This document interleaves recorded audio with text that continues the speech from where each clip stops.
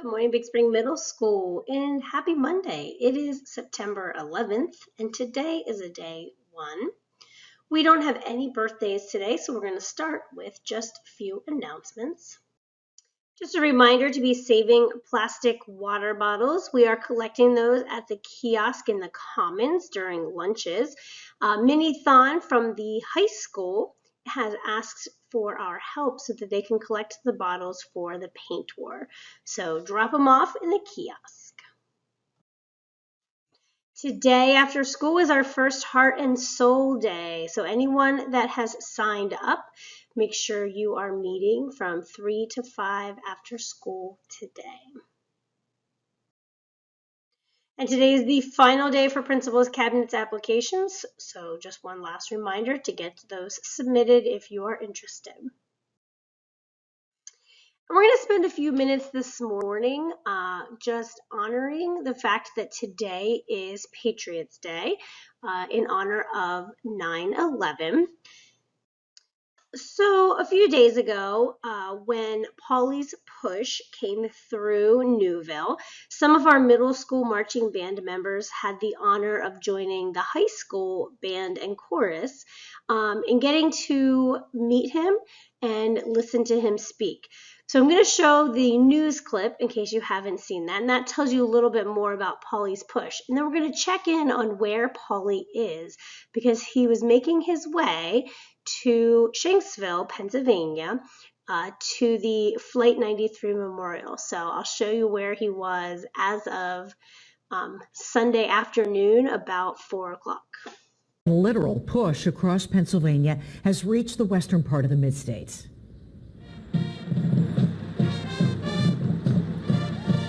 The Big Spring High School Band in Newville, Cumberland County played for Paul Veneto, better known as Paulie, who is pushing an airline service cart all the way from Newark Airport to the Flight 93 Memorial in Shanksville, and he is going right through the mid-state. He was a flight attendant and lost friends on 9/11. The Big Spring School District managed to put together this big welcome for him in one day. Be able to show him small town pride and spirit and what we have. We appreciate his effort. We appreciate everything that he's bringing to our community, and more than that, what he's doing for the nation. He was on the flight there the night before. The fact that he was so close to that incident and the fact that he can share his story and share how that affected him. He knew people that happened to. The fact that he can share that to us and then that can reflect back on us, that's really important. Paulie will no doubt remember Big Spring every time he takes out the T-shirt they gave him as he passed through the area.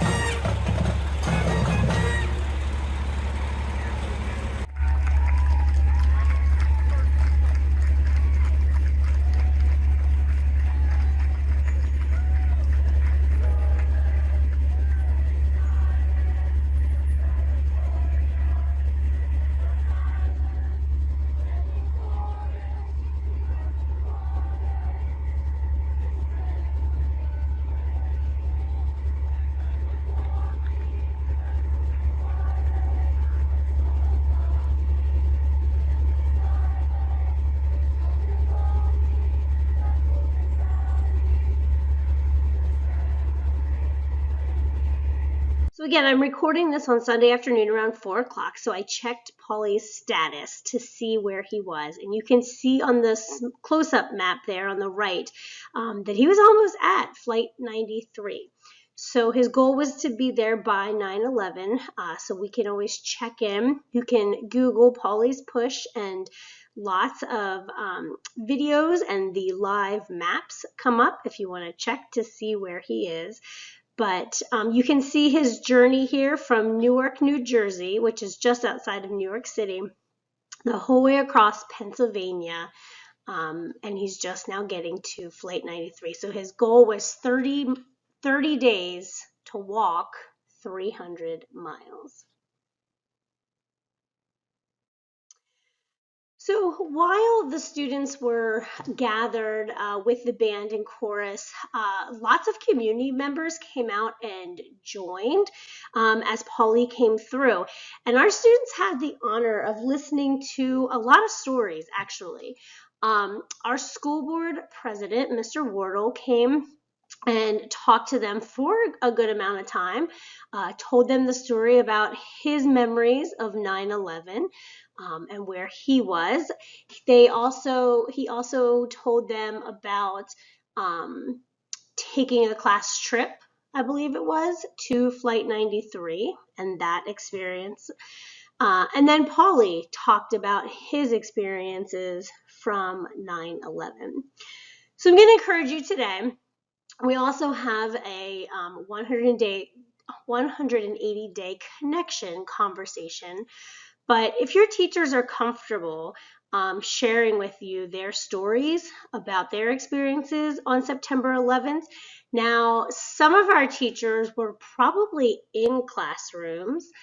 Some of them might have been too young to remember at this point, but there's still a lot of teachers out there that were teaching and have some very specific stories about September 11th and the happenings there.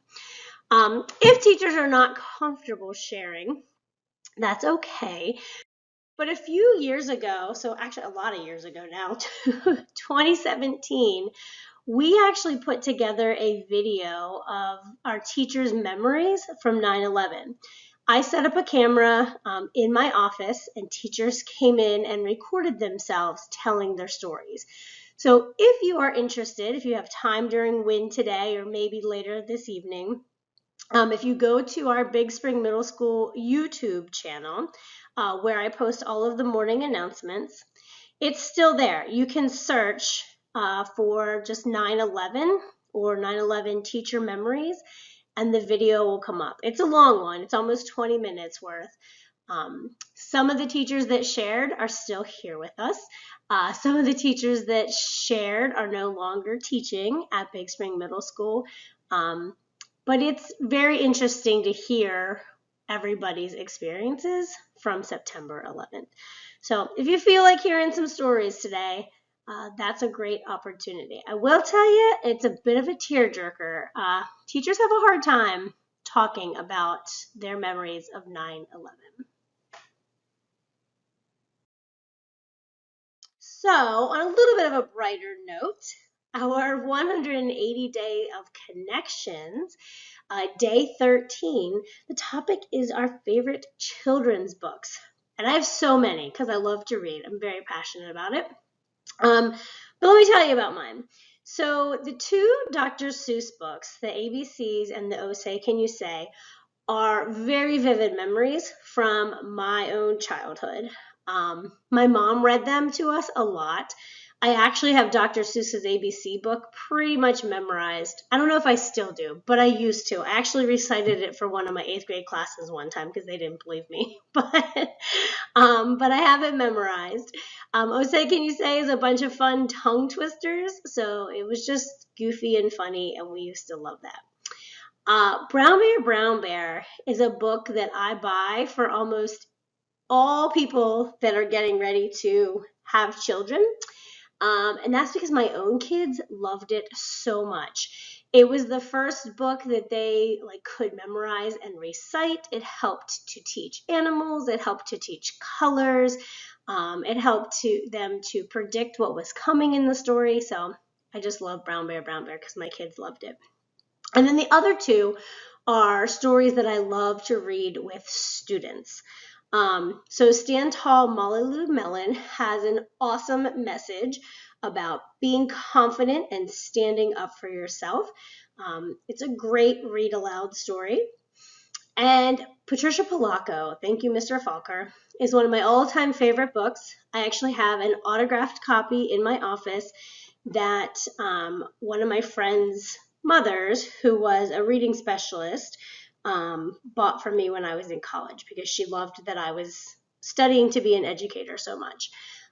But Thank You, Mr. Falker tells the story of Patricia Polacco and how she struggled with dyslexia. and not being able to read when she was younger. And Mr. Falker helped her, and then now she's an author. So just a powerful story. Another one that, I can't read it without tearing up a little bit. So those are my favorites. Hopefully your teachers can share with you some of their favorite children's books as well. And we're going to end with that this morning. Lots of discussion possibilities for your WIN class this morning. If your teachers permit, have a little time to discuss September 11th and their memories.